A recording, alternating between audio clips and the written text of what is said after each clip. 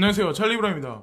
우리가 암호화폐가 엄청나게 많이 오를 거라고 생각해서 이 시장에 들어왔고, 그리고 그 방향성에 관해서 알고 있는 건 사실인데, 사실상 지금 개별적인 어떤 그 코인에 관해서 엄청나게 상승이 없는 한도 내에서 우리가 그냥 희망회로만 무조건 맹목적으로 돌린다고 해서 우리가 버틸 수 있는 힘이 있진 않다고 생각을 하거든요. 왜냐하면 뭔가 명분거리도 있어야 되고, 논리적으로 왜 지금 앞으로의 상황에 암호화폐 시대로 돌아야 할 수밖에 없는지에 관해서 사실은 지금 인플레이션, 디플레이션, 스태그플레이션 이런 어떤 전 세계 경제 문제하고 엮어서 결론을 도출해야 결국에는 뭐 존버를 할 수 있든 아니면 뭐 어떤 희망회로를 돌릴 수 있던 뭐 어떤 논리적인 어떤 베이스먼트가 분명히 깔려 있어야 된다고 저는 생각을 하거든요. 근데 그런 게 만약에 없다면 결국에는 저는 오래 못 갈 거라고 생각을 해요. 지금 지리한 박스권 장세가 되게 거의 한 2년간 있었기 때문에, 그래서 오늘 시간에서는 이제 경제 문제하고 이제 조작된 통계 뭐 이런 거하고 이제 제가 한번 자료를 도출해서 한번 말씀을 한번 드려보려고 하는데, 이름하여 우리는 보통 보면 기존에 있는 어떤 그 경제 학파들이 주장하는 어떤 그 경제 문제가 있었을 때는 뭐 인플레이션이냐 디플레이션이냐 이것으로 인해서 이제 통화량으로 여기서 이제 조절을 해서 전 세계 경제를 돌리고 그랬었는데, 사실상 인플레이션이라고 말하기도 애매모호하고 디플레이션이라고 말하기도 애매모호한 지금의 시점이 사실은 뉴 노멀 시대라고 하거든요. 지금의 현재 시점을 이제 일컬으는 것 같은데, 예를 들어서 이제 물가가 오르고 화폐 가치가 하락한다. 이게 원래는 학문적으로 말했을 때 인플레이션이고, 디플레이션은 물가는 내리고 화폐 가치는 상승한다. 이거죠. 이게 원래 원론인데, 그래, 만약에 정부에서 주장하는 만약에 인플레이션이라고 쳤을 때 통화량을 감축하고 대출을 억제하면 통제가 돼. 그리고 만약에 정부에서 지금 우려하는 디플레이션이라고 얘기했을 때 물가는 내리고 화폐 가치가 만약에 상승한다면 투자 확대를 하고 통화량을 만약에 증대하고 지금같이 예를 들어서 양적 완화를 지속적으로 한다고 했을 때 이게 문제가 해결돼. 근데 지금의 현재 시점이 어떤 게 문제냐면, 지금은 화폐를 막 찍어내고 막 하더라도 경제가 GDP, GNP가 막 극도로 막 상승하는 그런 시점은 분명히 아니라는 거죠. 그래서 인플레이션도 디플레이션도 아닌데, 보통 보면은 경기를 확장해야 되고, 시대가 예를 들어서 뭐 1900년도에 2000년대 가고 2100년으로 가면서 GDP, GNP가 확장 단계에 있고 계속해서 수치가 올라가야 그게 정상인 거잖아요. 우리가 살아가는 생활에 있어서 경제가 만약에 뭐 100년 단위로 보기도 하고 10년 단위로 보기도 하면서 경제의 부흥기가, 그리고 흥망성쇠에 관해서 그 기준점을 잡는 게 보통 경제학자들이 보통 많이 그렇게 하는데, 지금의 현재 시점을 인플레이션을 만들기 위해서 의도적으로 정부에서 미국에서 기축통화, 달러라는 기축통화를 이용해서 이 경기 확장을 위해서 계속해서 유동성 공급을 해. 그러나 경기 확장은 되지 않고 있어요. 한쪽 측면에서는 뭐 경제 확장이 안 되고 있으니까 디플레이션이란 어떤 그 바늘이 그거를 지금 찔러서 이 풍선을 터트리는 어떤 그런 작업이 지금 진행 중이고, 제가 이제 개인적으로 보는 관점은 뭐냐면, 지금 현재 상황이 스태그플레이션으로 생각을 하거든요. 그게 왜 그러냐면, 글로벌의 과잉 유동성, ECB, FED, 그리고 한국 같은 어떤 그런 나라들은 지금 보면 뭐 선진국이다라고 이제 칭하는 어떤 그런 데도 있는데, IMF에서는 한국이란 나라를 이제 선진국으로 칭했더라고요. 근데 기축통화국이 아닌 나라는 의도적으로 엔화 가치 양적 완화를 무한대로 발행할 수가 없죠. 사실은 그런 지휘권도 없고. 그래서 우회적으로 뭐 공적 자금을 들여가지고 그거로 뭐 고량 견설을 한다든가 아니면 뭐 토목공사를 대규모로 한다든가 우회적으로 돈을 시중에 유통을 시키는데, 결국에는 그렇게 해봐야 결국에는 화폐 저하가 되고 화폐 가치가 저하가 되고 유가 급등은 지금 없는 일이긴 하지만, 일단은 세계 경제의 조정 국면에 진입했다는 게 현재 제가 바라보는 관점이고, 이거는 세계 경제 성장 둔화를 불러올 수밖에 없고, 소비자 기대 심리가 위축되는 상황에서 경기 침체가 도래할 수밖에 없다는 거죠. 우리 지금 현재 상황에서 뭐 저도 마찬가지지만, 뭐 예전에 이제 암호화폐 장세 좋을 때는 가격표를 안 봤다고 제가 말씀드렸잖아요. 근데 지금은 아마 여러분들도 암호화폐 시세가 되게 오랫동안 안 오르니까 되게 많이 고민하실 거예요. 이걸 사야 되나 말아야 되나, 이게 좋은가, 뭐 가성비가 어떤 게 좋은가, 이렇게 누구나가 다 요즘엔 고민들을 많이 하실 텐데, 결국에는 이게 어떤 거를 이제 불러일으키냐면 스태그플레이션이 높은 물가 상승률, 높은 실업률, 낮은 경제 성장률이에요. 이게 문제라는 거죠. 사실은 스태그플레이션은 정부에서 유동성 공급을 아무리 해봐야 결국 누워있는 환자가 일어나서 회복이 안 된다는 얘기야. 이러지도 저러지도 못해. 예를 들어서 이걸로 환율로, 예를 들어서 뭐 금리로 이걸 조절해서 뭐 금리를 내리고 올리고 유동성 공급을 축소시키고 확대해봐야 이 지금 상황에서는 이 병상에 누워있는 환자가 일어나지 못한다는 거죠. 지금 현재의 국면을 이제 비유해서 말씀드리면 어떤, 그렇게 이제 봐야 된다고 생각을 하는데, 경기 침체가 서서히 지금 도래하고 있다고 저는 생각하거든요. 어쩌면 이미 경기 침체 상황에 도래했을 수도 있고, 근데 또 한편으로 웃긴 거는 정부에서는 물가 상승률이 없다. 미국 정부에서도 그렇고 한국 정부에서 물가 상승률이 없다. 그렇게 얘기를 하는데, 제가 개인적으로 보기에는 경기 침체에다가 물가 상승이 일어나고 있어요. 지금 현재 상황에 화폐 가치는 떨어지고 있는데, 스태그플레이션. 자, 그래서 실질적으로 제가 이제 뭐 우리 피부적으로 와닿는 거에 관해서 이제 말씀드리려고 하는데, 뭐 다른 나라도 다 마찬가지예요. 항상 제가 이제 한국 자료를 가지고 말씀드릴 때도 여러분들이 찾아보시면 다른 나라도 다 마찬가지예요. 공공재, 공공요금, 모든 것은 다 올라가고 있어요. 자, 우리나라 일반형 버스 요금은 현금으로 했을 때 1,300원에서 1,500원으로 뛰었어요. 그러니까 예를 들어서 그냥 뭐 직장생활, 광역교통망을 이용하는 직장생활 하시는 분들 같은 경우는 이게 그냥 200원 같은데 알고 보면 되게 뭐 10만원 이상, 20만원 이상 한 달에 사용하시는 교통 요금이 되게 많이 늘어날 확률이 있어. 그리고 간간히 또 택시도 타셔야 되잖아요. 자, 중형 택시 요금은 3,800원, 모범 대형은 6,500원. 그리고 뭐 예전에 이제 저도 이제 밤에 뭐 회식 같은 거 많이 하고 뭐 이렇게 사람 만나고 막 이렇게 막 쩔러쩔러 막 밤에 놀러 다니고 막 이럴 때는 새벽에 택시를 되게 많이 타고 막 이랬는데, 뭐 몇만 원을 막 그냥 쓰죠. 택시비 되게, 지금 생각하면 되게 아까운데, 할증 요금이 또 20%나 또 가중돼서 붙어요. 그럼 여기에다가 뭐 자동차 보험료는 안 오를까요? 의료보험료, 국민연금 이런 건 안 올랐을까요? 그건 전체적으로 다 올랐다는 거죠. 그러니까 이 대중교통 요금이 올랐다는 얘기는 한마디로 앞으로는 짜장면 값이나 모든 것들이, 모든 물가가, 김밥 값이나 모든 것들이 다 올라간다라고 우리가 일축할 수 있다고 저는 생각을 하거든요. 자, 화이트하우스 100억간이죠. 100억간에서 이제 통계자료, 지금 현재 나와 있는 수치적 근거로 인해서 이 데이터가 나와 있는데, 이게 뭐냐면 GDP에 관해서 2016년부터 19년도 지금 보면 이 자료를 뽑아냈어요. 그래서 이거는 공개적으로 화이트하우스에서 이제 지금 얘기를 하는 건데, 이 사람들이 이제 뭐라고 얘기를 하냐면, 자기네들이 원래 이제 추구했었던 로드맵대로 했었던, 원래 그 계획대로 했었던 거는 거보다 1.2%나 오버해서 지금 보면 진행되고 있다. 지금 2019년 3쿼터까지. 여기 나와 있는 빨간색으로 올라가는 이게 뭐냐면 지금 실질적인 GDP 상승률, 그리고 밑에 있는 파란색 이 선은 본인들이 원래 2016년도에 만들었었던 로드맵대로, 근데 계획보다 지금 잘 진행되고 있다, 이렇게 얘기를 해요. 정부에선 물론 이렇게 얘기를 해. 우리나라 정부도 마찬가지잖아요. 근데 실질적으로 어떤 게 있냐면 거기다 이제 덧붙여가지고 실업률을 우리가 봐야 되는데, 이 수치도 마찬가지로 버락 오바마 있을 때보다 2009년서부터 2016년도 버락 오바마 2017년 초까지 있을 때보다 지금 보면 도널드 트럼프 대통령이 지금 재임을 하면서 지금 보면 실업률도 쭉쭉 떨어지고 있어요. 그게 되게 아이러니하다는 거죠. 사실 알고 보면은.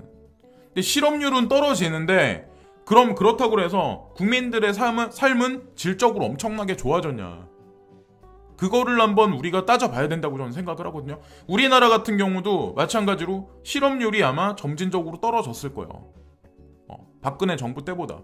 근데 저는 박근혜 정부를 옹호하고 박근혜 정부를 추앙하고 막 문재인 정부 이러자고 제가 말씀드리는 게 아니라, 거의 전 세계가 보면 프랑스도 마찬가지고 뭐 유로권 내에 있는 선진국들 마찬가지고 아마 거의 대부분의 나라들이 아마 비슷할 거라고 저는 생각을 해요. 가만히 보면 전 세계가 블록 경제화되고 단일화되는 어떤 그런 측면이 있거든. 정책적으로 경제의 어떤 그런 것도 다 보면은. 그래서 여기서 보면 뭐 실업률이 낮아진다. 그럼 사람들 삶의 질이 엄청나게 좋아져야 돼. 근데 제가 여기 나와 있는 이 자료를 보면 우리가 어떤 걸 알 수 있냐면 정규직 전환 가능할까요? 그래서 여기 보면은 계약직 직장인의 1211명한테 설문조사를 했는데 잡코리아하고 알바몬이 이제 공동으로 설문조사를 했는데 정규직 전환 될까? 그렇다고 얘기한 사람이 전체 어떤 이 통계 자료에 이제 투표한 사람 중에 2만 사람 중에 11%밖에 안 돼. 잘 모르겠다. 42.4%. 아니다. 정규직으로 전환 안 될 거다. 라고 말하는 사람이 46.6%예요. 그럼 나머지 얼마요? 이게 89%는 되게 비희망적으로 보는 거야. 아마 여러분들도 이미 아시겠지만 뭐 잡코리아나 알바몬 이런 것도 알고 보면 사실은 플랫폼이라는 거죠. 뭐 요기요부터 해가지고 뭐 직방이라든가 아니면 뭐 부동산 거래에 있어서 그것도 뭐 플랫폼 경제가 계속해서 성장하면 성장할수록 우리 개인이 들어가서 일할 수 있는 어떤 그 일자리에 질은 서서히 점점 낮아질 수밖에 없고 파트타이머로 전락할 수밖에 없다고 저는 생각을 하거든요. 왜? 정규직 전환으로 기업에서 해버리면 앞으로 기금 운영이나 이제 회사의 사업적 영역에서 모든 것을 이제 돌릴 때 비효율적으로 돌아갈 수밖에 없어. 감원할 때 감원 못하고. 정규직 전환으로 안 해줄 가능성이 되게 높다는 얘기죠. 그러니까 신입사원도 많이 안 뽑고, 사실은. 근데 그렇게 저는 전 세계 경제가 그렇게 지금 현재 돌아가고 있다고 생각을 하는데, 어떤 사람들은 이제 그런 얘기를 되게 많이 하죠. 뭐 중국이 망하면 미국이 득세하면 전 세계 경제가 좋아질 거다. 또 한편에서는 중국이 패권을 차지한다. 그리고 미국은 서서히 이제 내려갈 거다. 근데 저는 그런 생각을 하거든요. 중국이 죽고 미국만 득세한다고 해서 전 세계 경제가 좋아지지도 않을 뿐더러 그렇게 될 수도 없고, 또 하나 반대로 해석했을 때 중국이 득세를 하고 미국이 갑자기 홀딱 망했다고 해서 갑자기 전 세계가 경제가 이건 아니라는 거죠. 이 전 세계가 저는 이렇게 강강술래하듯이 서로 간의 국가와 국가가 지금 보면 이제 직간접적으로 다 영향이 있다고 생각을 하거든요. 저는 그렇게 생각하는 게 맞다고 생각해요. 제가 이 나라 저 나라 좀 이렇게 보고 여러 가지 뉴스를 보면 사실은 예전 같지 않다는 거죠. 여기서 이제 플랫폼 경제가 진화하고 인터넷망이 지금보다 더 천편일률적으로 되게 초단위 사회로 점진적으로 계속 진입할수록 이 아마 긴밀해지면 긴밀해졌지, 이게 예전에는 패권국이 어떻게 해서 다른 나라가 망하면 거기에 등에다 빨대를 꽂고 그 나라만 살아남고 GDP, GNP는 올라가고 이랬는데, 지금 앞으로는 그렇게 안 될 거라고 생각을 하거든요. 그러니까 우리나라에서만 사시는 분들은 우리나라만 욕한 사람이 되게 많을 거야. 문재인 정부가 오면서 우리나라만 먹고 살기 힘들어. 자, 미국에는 예를 들어서 오바마 대통령이 있을 때보다 지금 훨씬 먹고 살기 좋다. 그래서 트럼프 대통령 칭찬하는 사람이 많을까요? 전 아니라고 생각하거든요. 미국도 마찬가지라는 거죠. 그럼 프랑스는 어떠냐? 프랑스는 제가 이따 녹화를 해가지고 한 가지 보여드릴 건데, 지금도 사실은 프랑스 시위대는 화염병을 샹제리제 골목에서 지금 던지고 있어요. 제가 생각하는 것보다 여기도 홍콩 사태 못지않게 지금 파리지앵이라고 하죠. 파리 시민들을. 파리지앵 그분들한테도 사실 맞닥뜨린 문제가 되게 많아. 마크롱 대통령이 지금 대통령 자리에 있으면서. 그러니까 그 사람들도 마찬가지로 마크롱 대통령을 블레임할 거야. 그러니까 일본 경제는 탄탄할까요?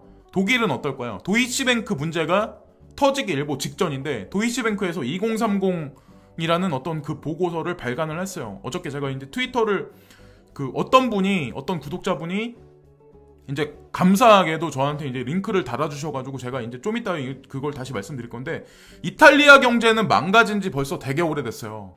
제가 이탈리아가 실업률이 되게 많이 올라간다고 얘기 들었던 게 이탈리아 할아버지한테 직접 들은 얘기인데 2006년도거든요. 그때도 그 나라 사람의 20%가 놀고 있다, 25%가 직업이 없다, 이런 얘기를 들었었거든요. 거기서부터 벌써 13년이 흘렀어요. 그러니까 얼마나 많은 집시들이 많겠어요. 얼마나 많은 도둑들이 많겠어. 그러니까 우리가 피상적으로 생각하는 유럽이란 나라가 아닌지. 영국, 캐나다 마찬가지. 스페인도 더할 나위 없이 사실은 이탈리아하고 저는 거의 삐까삐까 하지 않나라는 생각을 하거든요. 이탈리아도 프랑스 애들이 이탈리아 그러니까 스페인하고 근접해가지고 되게 많이 여행을 프랑스 애들이 많이 여행을 많이 가는 데가 사실은 스페인이란 나라인데 얘네도 마찬가지로 썩 좋지 않아. 호주도 마찬가지야. 제가 알기로는 호주도 예전에 2006년도 그 크리스마스 때 그때는 사람들한테 $100씩 막 이렇게 주고 막 그랬어요. 크리스마스 선물 사라고 정부에서 전 국민한테 그랬던 나라야. 지금 어떨까요? 지금은 관광산업이 예전만큼 그렇게 팍팍 돌아가지 않고 얘네도 마찬가지야. 석탄 팔아먹는 나라인데 얘네도 마찬가지로 예전보다는 그게 아마 쉽지 않을 거예요. 지금 현재 상황이 일단 그렇고 어떤 사람들이 이제 그런 얘기하는 사람이 있거든요. MMT 이론. 그러니까 이게 보면은 MMT는 현금이 민간에서 정부로 흐른다는 발상 자체가 잘못된 것이라고 주장한다. 왜냐하면 현금은 국가의 피조물이기 때문에 현대 국가에서는 정부만이 현금을 발행하고 순환시킬 수 있고 그 때문에 정부는 결코 현금 부족으로 인해 파산하지 않는다. 국가는 현금의 발행자다. 정부 지출에 필요한 현금을 벌어들일 필요가 없다. 그냥 찍어내면 그만이다. 이 얘기가 뜻하는 건 뭐냐면 MMT 이론을 주장하는 사람들이 뜻하는 건 뭐냐면 무한 양적 완화. 그냥 지금과 같이 미국도 마찬가지로 Q1, Q2, Q3 같이 무한 양적 완화해도 상관없어. 정부에 세입이 없어도 국가에서는 그냥 종이에다 잉크 찍어내서 그냥 무한 발권하면 돼. 라고 말하는 사람들도 있어요. 그러나 여기에 문제가 생기지. 지금과 같은 현상이 문제가 생길 수밖에 없는 거예요. 스태그플레이션이 도래했을 때는. 유동성 정부에서 막 시중에 유동성 자금을 막 공급을 해. 근데 경기는 안 돌아. 그리고 그 돈이 다시 정부로 흘러들어와. 그럼 그 얘기가 뜻하는 게 뭘까요? 그 종이 쪼가리가 값어치가 점점 없어진다는 얘기야. 그리고 국민들한테 어떤 경제 상황이 어느 정도 좋아지고 막 이래야 내가 예를 들어서 어디 프랜차이즈에 투자해. 어디 스트리트 상가에 투자를 해. 경기가 좋아. 종업원도 많이 고용을 해. 하루 매출액도 쭉쭉 늘어나. 500만 원, 1000만 원, 막 1억 막 이렇게 늘어나. 그랬을 때 세금을 더 많이 낼 수 있는데 지금은 그게 아니라는 거죠. 유동성 공급을 하려고 해도 사실은 국민들이 받아들일 수 있는 희망적인 그게 없다는 얘기죠. 사실은. 제가 항상 예전부터 계속 말씀드렸던 환자는 병상에 누워있는데 거기다가 아무리 영양제 주사 포도당을 아무리 값비싼 걸 맞아봐야 그 병자는 서서히 계속 죽어 들어가는 현재의 단계라는 거죠. 그러니까 비유적으로 저는 이제 항상 그런 얘기를 하는데 근데 결국에는 그렇게 될 수밖에 없다는 거 이제 말씀드리고 알고 보면 미국이란 나라도 저는 이제 한편으로 그런 생각을 하거든요. 지금 양적 완화를 공식적으로는 안 하고 있지만 사실은 비공식적으로 슬금슬금 야금야금 계속 한지는 꽤 됐어요.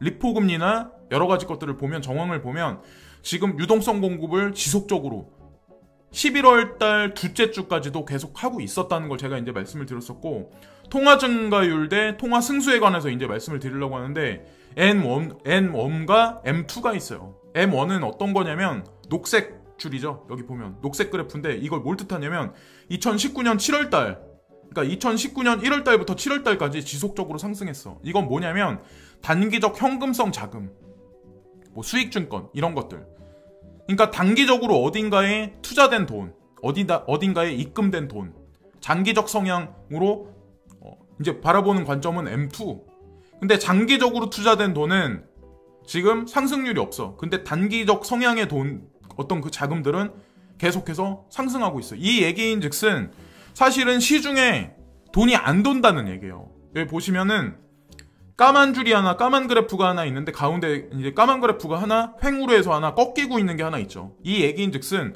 시중에 돈이 안 돈다는 얘기예요. 돈의 회전율이 없다는 얘기예요. 원래는 이게 양적 완화라고 GDP, GNP가 올라가면 빨간 그래프가 위로 이거 빨간 그래프가 올라가고 오히려 이 녹색 그래프가 꺾여야 돼요. 그게 원래 경기가 좋다는 얘기예요. 사실은. 근데 지금 보면 2018년도 4, 5월 달보다 지금 그때서부터 지속적으로 꺾이기 시작해요. 그러니까 통화 승수가 결국에는 계속 지속적으로 꺾인다는 얘기는 자금 회전율이 안 된다는 얘기예요. 돈맥 경화라고 하죠. 돈맥 경화. 돈맥 경화가 아니라 돈이 회전이 안 된다. 결국에 이 문제가 불거질 수밖에 없어. 그 상황에서 양적 완화를 지속적으로 하면 결국엔 그 혈관이 터질 수밖에 없다라고 이제 전 생각하고, 오늘도 저 응원해주시고 댓글 달아주시고 시청해주시고 항상 지지 응원해주시는 모든 분들한테 항상 진심으로 감사합니다. 오늘도 클릭해주셔서 진심으로 감사하고요. 끝으로 구독과 좋아요 안 하신 분들 구독과 좋아요 부탁드립니다. 오늘도 진심으로 감사드립니다. 또 다른 영상에서 또다시 찾아뵙겠습니다. 항상 감사합니다.